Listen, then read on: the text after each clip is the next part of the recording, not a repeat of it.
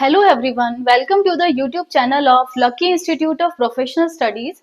I, Dr. Uma Vyas, and today I will explain molecular orbital theory. In earlier lectures, I explained valence bond theory and hybridization, और आज हम molecular orbital theory के बारे में पढ़ेंगे. तो आइए जानते हैं कि molecular orbital theory क्या होती है. यह थ्योरी हुंड और मोलिकन द्वारा 1928 में दी गई थी और ये थ्योरी भी एक तरह से हम इसे मॉडिफाइड वैलेंस बॉन्ड थ्योरी भी कह सकते हैं, क्योंकि जैसे वैलेंस बॉन्ड थ्योरी में एटम्स कंबाइन होकर मॉलिक्यूल्स बना रहे थे, ठीक इसी तरह मॉलिक्यूलर ऑर्बिटल थ्योरी ने एटम्स को एटम्स नहीं कह के एटॉमिक ऑर्बिटल कह दिया और मॉलिक्यूल के लिए मॉलिक्यूलर ऑर्बिटल टर्म यूज किया। और इसके अनुसार जो एटॉमिक ऑर्बिटल्स हैं वो आपस में कंबाइन होकर मॉलिक्यूलर ऑर्बिटल्स बनाते हैं। अब यहाँ पर हम ये जानते हैं, अच्छा इसके अलावा मॉलिक्यूलर ऑर्बिटल थ्योरी का मेन जो अजम्पशन है वो यही है कि जो जितने एटॉमिक ऑर्बिटल्स हैं उतने मॉलिक्यूलर ऑर्बिटल्स बनेंगे और ये जो मॉलिक्यूलर ऑर्बिटल्स हैं ये मल्टी सेंट्रिक होंगे, क्योंकि हम ये जानते हैं कि एटम है तो एटम में एक न्यूक्लियस होगा, लेकिन जब वो एटम्स आपस में कंबाइन होकर मॉलिक्यूल बनाएंगे तो उसमें मोर देन वन न्यूक्लियस होंगे। तो इस तरह से ये जो इलेक्ट्रॉन्स हैं जो मॉलिक्यूलर ऑर्बिटल्स में अब सिचुएटेड हो रहे हैं वो उन सभी न्यूक्लियस के अट्रैक्शन फील्ड में रहेंगे, यानी कि मॉलिक्यूलर ऑर्बिटल्स मल्टी सेंट्रिक होते हैं।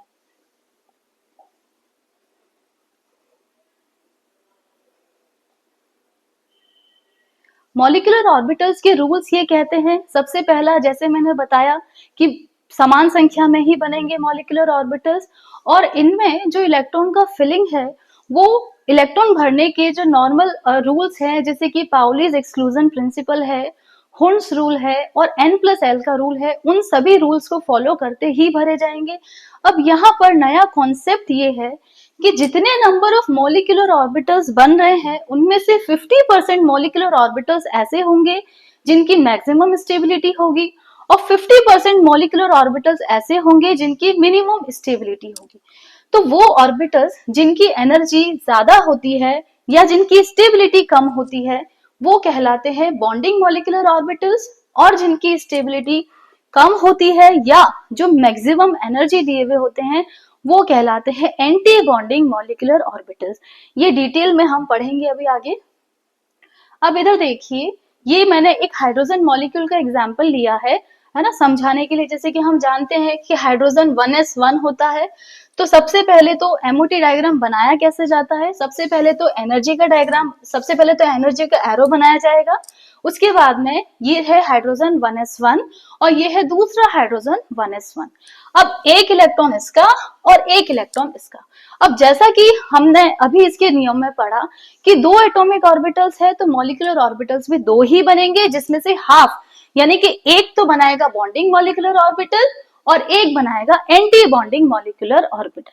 चूंकि ये सिग्मा बॉन्ड है इसलिए ये बनेगा सिग्मा बॉन्डिंग और ये कहलाएगा सिग्मा एंटी बॉन्डिंग। बॉन्डिंग के लिए हम सबस्क्रिप्ट बी यूज करते हैं,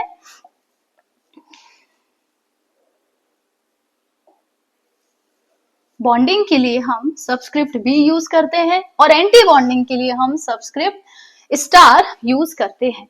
अब यहाँ पर आप देखेंगे टोटल नंबर ऑफ इलेक्ट्रॉन्स 2 हो रहे हैं और तो इनिशियली ये जो दो इलेक्ट्रॉन है ये कहाँ पर जाएंगे, सिग्मा बॉन्डिंग में। ठीक है, एक बार जब बॉन्डिंग ऑर्बिटल्स यानी कि लोअर जो एनर्जी ऑर्बिटल्स हैं उसमें इलेक्ट्रॉन फुलफिल हो जाएंगे, उसके बाद में ही इलेक्ट्रॉन का एक्साइटेशन होता है, ये चीज हम जानते हैं। तो यहाँ पर हमने हाइड्रोजन का मॉलिक्यूलर ऑर्बिटल डायग्राम देखा। Next LCAO method, molecular orbital theory atomic orbitals की कॉम्बिनेशन को LCAO मेथड द्वारा समझाती है। तो ये क्या होती है LCAO मेथड? देखो हम जानते हैं कि कोई भी जो एटम है, कोई भी एटम जो है उसमें इलेक्ट्रॉन्स होते हैं, ये चीज हम जानते हैं। अब ये जो इलेक्ट्रॉन है ये एज अ पार्टिकल भी बिहेव कर सकता है और एज अ वेव फंक्शन भी बिहेव कर सकता है। That's why the atomic orbital can also behave like a wave function. तो यहाँ पर उन्हीं वेव फंक्शन का कॉम्बिनेशन देखा जाता है कि वेव फंक्शन का कॉम्बिनेशन किस तरह से हो रहा है। और जब भी वेव फंक्शन का कॉम्बिनेशन होता है तो एक बार एडिशन किया जाता है और एक बार सब्सट्रैक्शन किया जाता है। फॉर एग्जाम्पल, कोई दो एटॉमिक ऑर्बिटल्स हैं A and B which are combining, है ना, कोई दो ऑर्बिटल है ए और बी जो कंबाइन हो रहे हैं, तो अब ये जो ए और बी कंबाइन हो रहे हैं, इनके वेव फंक्शन का एक बार तो एडिशन होगा और एक बार सब्सट्रैक्शन होगा अकॉर्डिंग टू LCAO मेथड।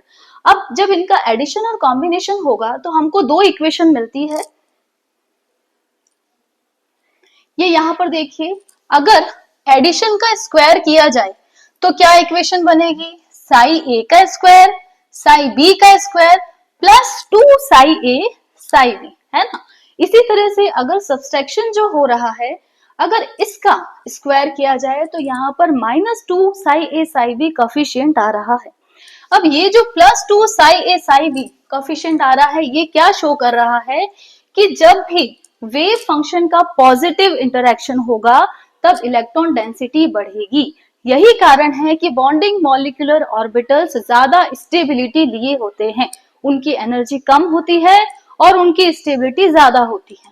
ठीक उसी तरह से जब एंटी बॉन्डिंग इंटरेक्शन होगा तो साई ए माइनस साई बी का होल स्क्वायर हमें करना पड़ेगा।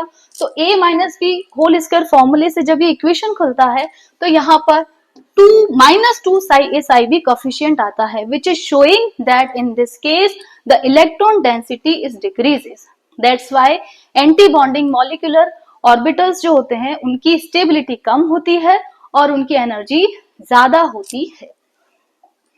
जैसे कि यहाँ पर ये देखिए, ये दो हमने वेव फंक्शन लिए हैं, साई ए और साई बी, ठीक है।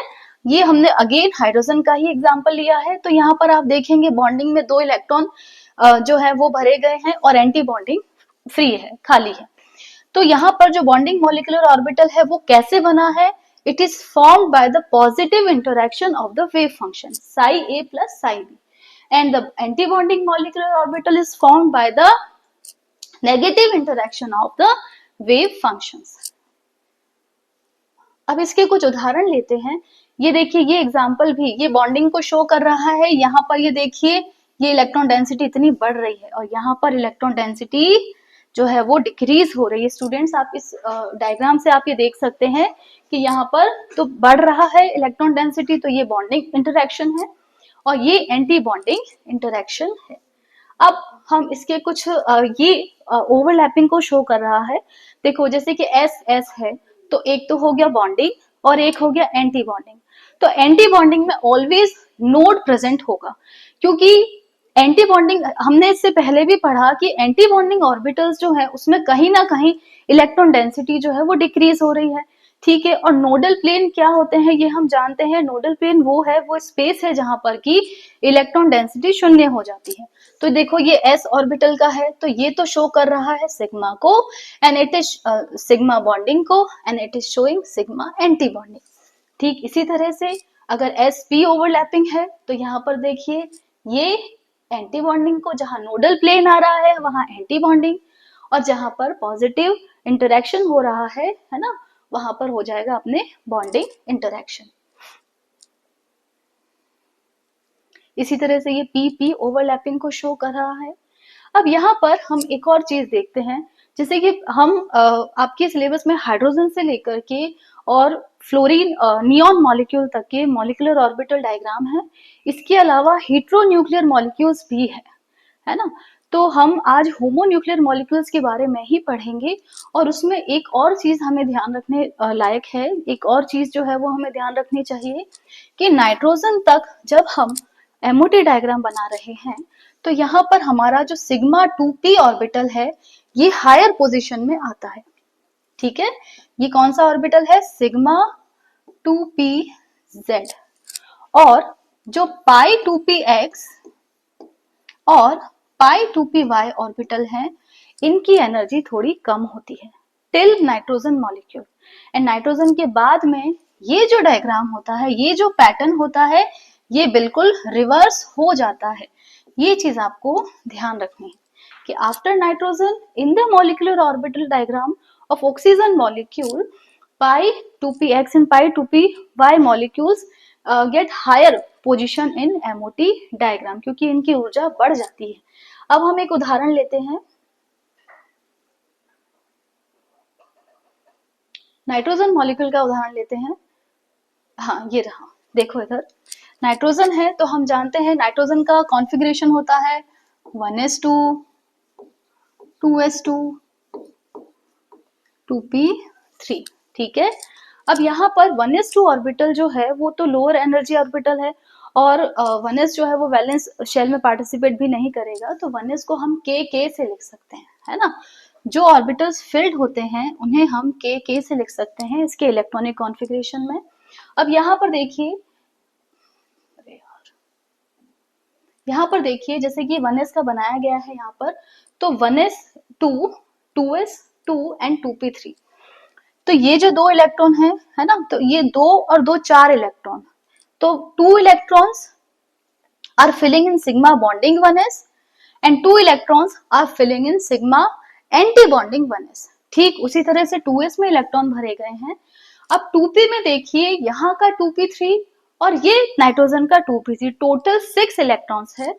टोटल 6 इलेक्ट्रॉन्स में अब यहाँ पर देखिए जो p ऑर्बिटल्स के मॉलिक्यूलर ऑर्बिटल्स बन रहे हैं उनमें पाई px और पाई py, ये तो ऑर्बिटल है नीचे, इनकी तो ऊर्जा है कम, और सिग्मा 2pz की एनर्जी ज्यादा होती है। ये तो हम जानते हैं कि जो pz ऑर्बिटल है उसके लिए हमेशा सिग्मा यूज किया जाता है, क्योंकि वो हेड टू हेड ओवरलैप करता है, और px और py जो है वो साइडवेज ओवरलैप करते हैं, इसलिए पाई px और पाई py से इनको हम डिनोट करते हैं, है ना।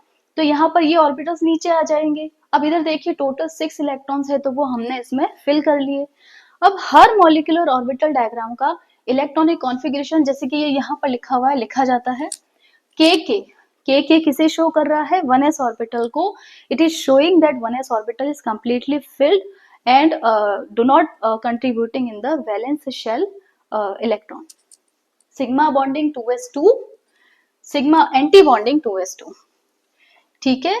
इसके बाद में pi 2px bonding 2, pi 2py bonding 2 and sigma 2pz bonding 2। ये तो हमने इस तरह से लिख दिया इसका इलेक्ट्रॉनिक कॉन्फ़िगरेशन।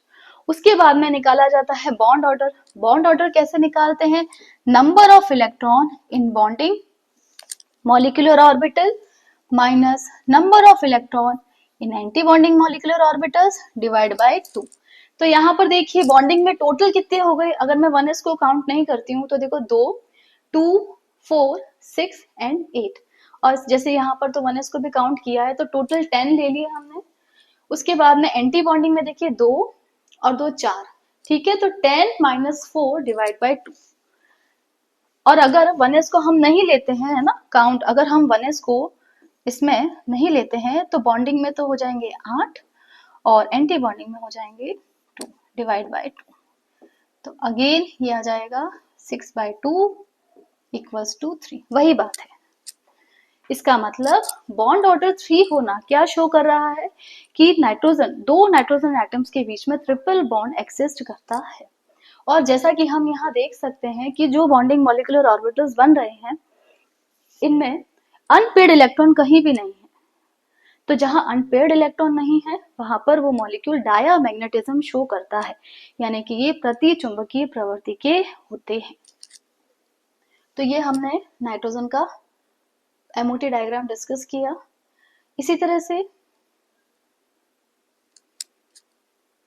ये जो हीट्रोमॉलिक्यूल्स हैं इसमें आपके जैसे कि CO मॉलिक्यूल है, NO मॉलिक्यूल है, तो ये हम अगले लेक्चर में डिस्कस करेंगे। And thank you.